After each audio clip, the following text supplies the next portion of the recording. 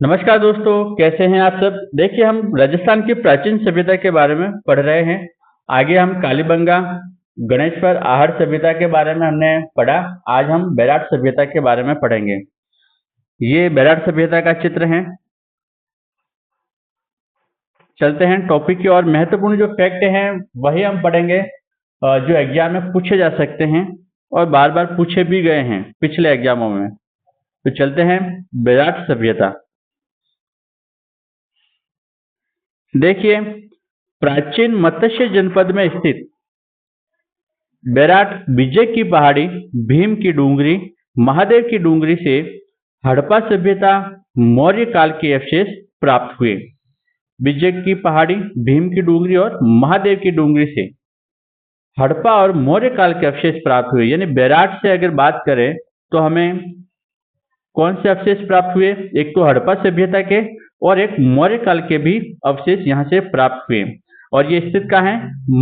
मत्स्य जनपद में, यानी प्राचीन मत्स्य जनपद। और वर्तमान में अगर पूछे तो आपको बताना है जयपुर जिला।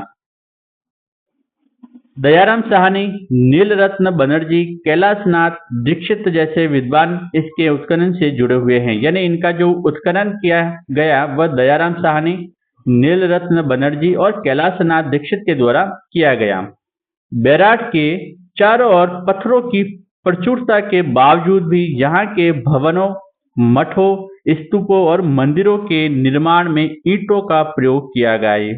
ये ध्यान रखना है कि यहाँ के जो भवन, मठ, स्तूप और मंदिर बनाए गए वो किससे बनाए गए? ईंटों से बनाए गए। जबकि वहां पर प्रचुर मात्रा में चारों तरफ क्या है? पत्थर हैं। इन ईंटों की बनावट मोहनजोदड़ो की ईंटों के समान है। यानी ये जो ईंटें आप ये जो मिली हैं, ये ईंटें किसके समान है? मोहनजोदड़ो के समान हैं। यहाँ से 6-7 कमरों का एक खंडहर नुमा भवन प्राप्त हुआ। यानी यहाँ से एक विशाल भवन मिला 6-7 कमरों का, जिसे पुरातत्ववेत्ता बौद्ध मठ मानते हैं। क्या मानते हैं उसे? बौद्ध मठ मानते हैं कि ये बौद्ध मठ होगा। इस संस्कृति के लोग लोहा धातु से परिचित थे। ये थोड़ा सा ध्यान रखना है कि ये जो बेराट सभ्यता के जो लोग हैं वे लोह धातु से परिचित थे। इनका जीवन पूर्णतः ग्रामीण संस्कृति का था। ये जो यहाँ का जो जीवन था वो कैसा था? ग्रामीण संस्कृति। यानी ये जो सभ्यता कैसी थी? ग्रामीण संस्कृति थी। 7वीं सदी में चीनी यात्री ह्वेनसांग ने यहाँ की यात्रा की थी। उसने यहाँ के बैल व भेड़ प्रसिद्ध बताई। तो चीनी यात्री ह्वेनसांग ने क्या कहा कि यहाँ के बैल और भेड़ें क्या हैं? प्रसिद्ध हैं। कुछ महत्वपूर्ण फैक्ट।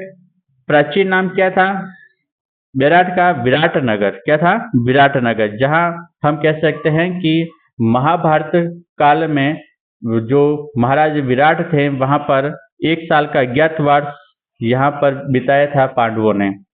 सभ्यता, हड़प्पा सभ्यता और मौर्य काल। यानी यहाँ के जो अवशेष प्राप्त हुए, एक तो हड़प्पा सभ्यता के और एक मौर्य काल के। वर्तमान में क्या है? जिला जयपुर जिला है। खुदाई का जो स्थल है कहाँ से प्राप्त हुआ? विजय की पहाड़ी, भीम की डूंगरी और महादेव की डूंगरी। यहाँ से खुदाई के स्थल यानी जो बेराट सभ्यता है इस स्थान से हमें प्राप्त हुई हैं। उत्खनन के कार्य दयाराम साहनी 1936 में, यानी सर्वप्रथम 1936 में उत्खनन करवाया था दयाराम साहनी के द्वारा। फिर नीलरत्न बनर्जी और कैलाशनाथ दीक्षित के द्वारा 1962-63 में इसका उत्खनन किया गया। बेराट उत्खनन से प्राप्त अवशेष, यानी ये यहाँ से क्या क्या अवशेष प्राप्त हुए ये हम थोड़ा सा देख लेते हैं। बेराट से एक गोल मंदिर और अशोक के स्तंभ के अवशेष प्राप्त हुए।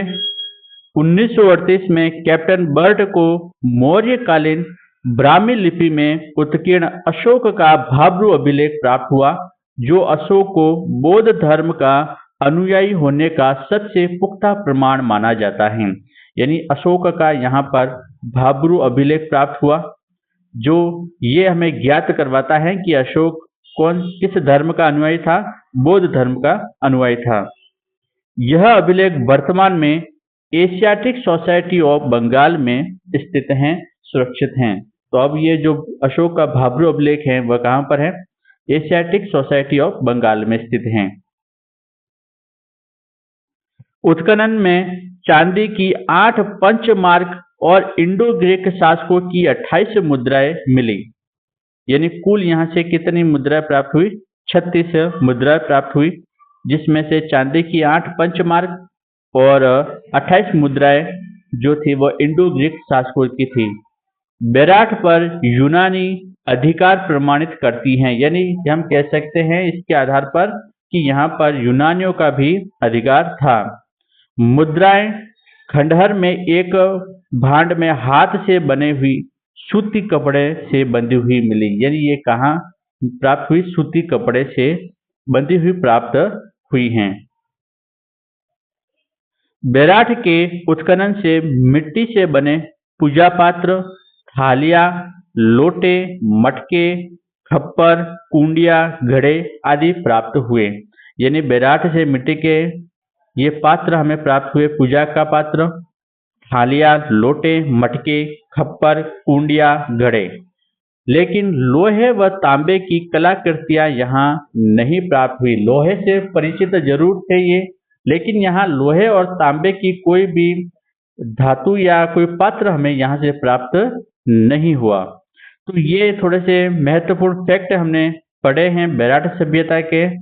थोड़ा सा ये ध्यान रख लेना, एक तो उत्खनन किसने करवाया था, कब करवाया था, स्थल कौन सा था, वर्तमान अगर स्थान पूछे तो जयपुर बताना है प्राचीन मत्स्य जनपद में, और बेराट का अगर प्राचीन नाम अगर हमें पूछा गया तो हम बताएंगे विराटनगर। क्या बताएंगे?